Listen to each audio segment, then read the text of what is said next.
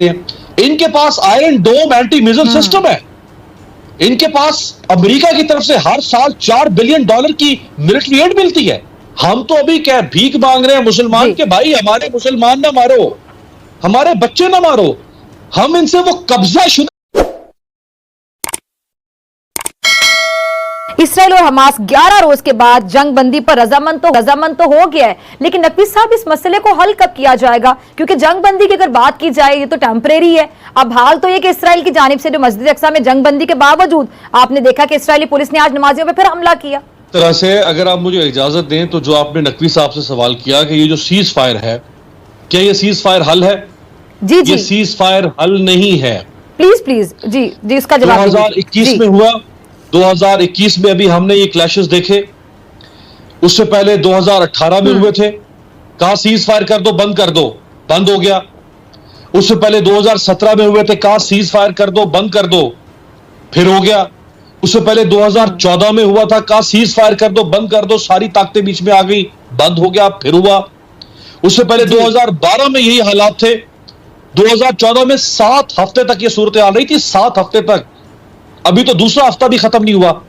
उससे पहले 2012 में जब हुआ फिर यही हुआ, बैठ जाओ, चुप करो, बैठ जाओ, बच्चों की तरह बैठा दिया उनको दोनों को, सीज फायर कर दो।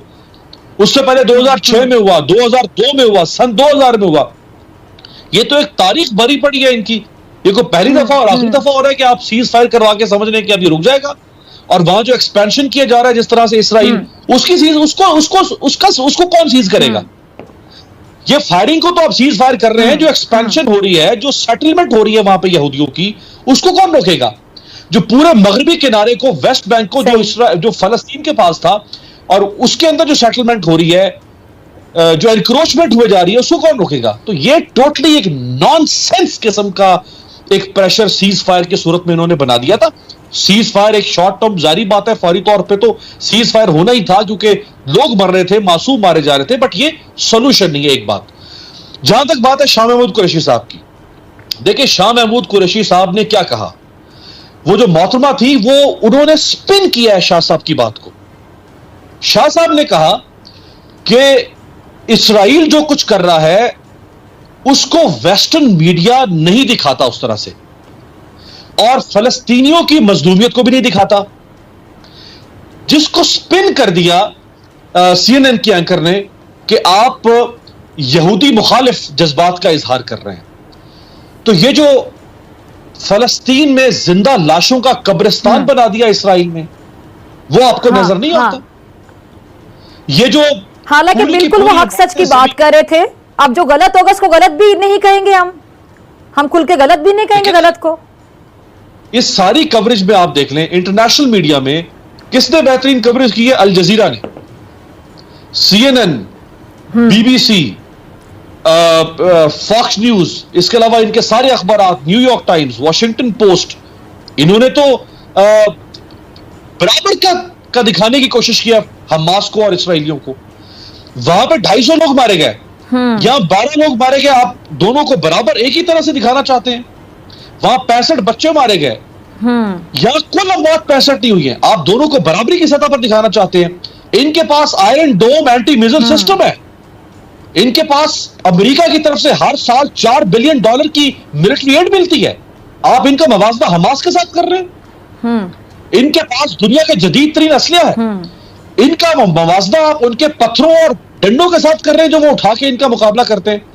ये वो इंटेलेक्चुअल डिसऑनेस्टी है, ये वो लैक ऑफ ऑब्जेक्टिविटी है इंटरनेशनल मीडिया के जर्नलिज्म में, जिसका इजहार शाह महमूद कुरैशी साहब ने किया कि आपकी जेब के अंदर पड़ा हुआ, यहूदियों की जेब के अंदर इंटरनेशनल मीडिया, और ये जितने बड़े बड़े मीडिया हाउसेज हैं, इनके अंदर क्या ज्यूस के स्टेक्स नहीं है? क्या ज्यूस की इन्वेस्टमेंट नहीं है इनके अंदर? और ये कभी इंटरनेशनल मीडिया ने कहा ऑक्यूपाइड फोर्सेस, क्या इसराइली फोर्सेस ऑक्यूपाइड फोर्सेस नहीं है?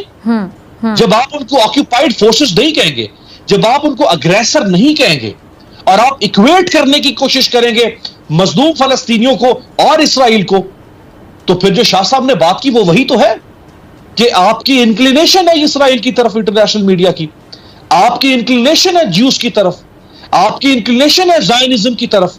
और ये जिस अमेरिका में कि चैनल CNN की ये एंकर खातून एंटी सेमेटिज्म का सबक पढ़ा रही थी शाह साहब को।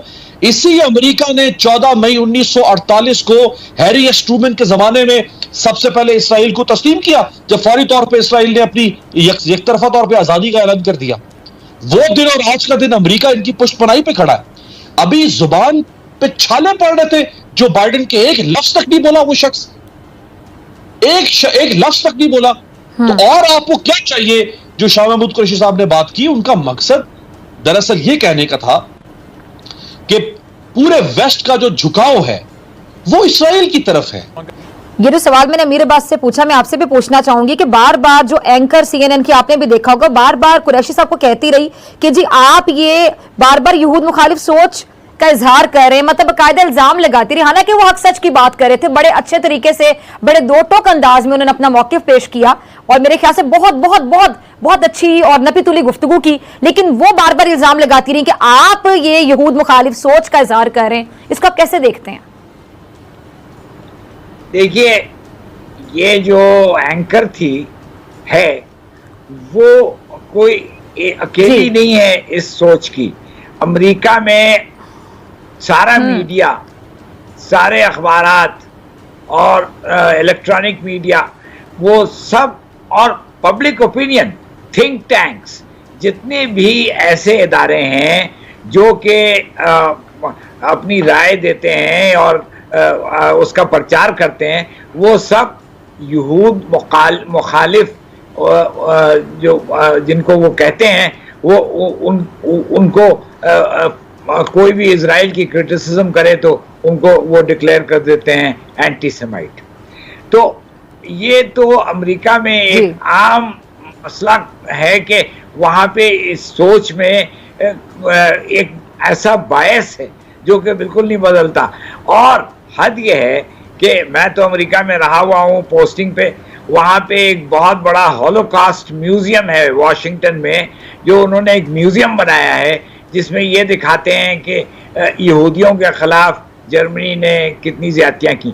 तो ये हॉलोकॉस्ट म्यूजियम में अगर आप वहाँ पे उसके बाहर एक बार एक फ़लस्तीनी ने कोई नारा लगाया, उसको अरेस्ट कर लिया। वहाँ पे कानून है एंटी सेमिटिज्म के बारे में। इसीलिए पाकिस्तान का मौक़िफ़ जो इस्लामोफोबिया का है और जो मैं समझता हूँ बहुत दुरुस्त है, और वो अक़वाम मुत्तहिदा में वज़ीर-ए-आज़म इमरान खान ने भी उसका भरपूर इजहार किया था कि इस्लामोफोबिया को ख़त्म करना होगा। इसी तरह जैसे कि एंटी सेमिटिज्म के ख़िलाफ़ उन्होंने अपना एक पूरा महाज बना रखा है। अब तो ये एक बात हो गई। दूसरे, फ़लस्तीन में इजरायली जो रियासत बनी, वो सही कह रहे हैं अमीर अब्बास साहब कि ये 1948 में जब ये रियासत बनी थी, ये एक ऐसे खित्ते में, एक ऐसी ज़मीन पे बनी जहाँ पे ऑलरेडी वहाँ लोग मौजूद थे, वहाँ पे फ़लस्तीनी रहते थे, फ़लस्तीनियों का पूरा एक सूबा था। उस सूबे को उन्होंने एक तरह से कानूनी तौर पे ख़त्म कर दिया, और मगर आबादी तो रही।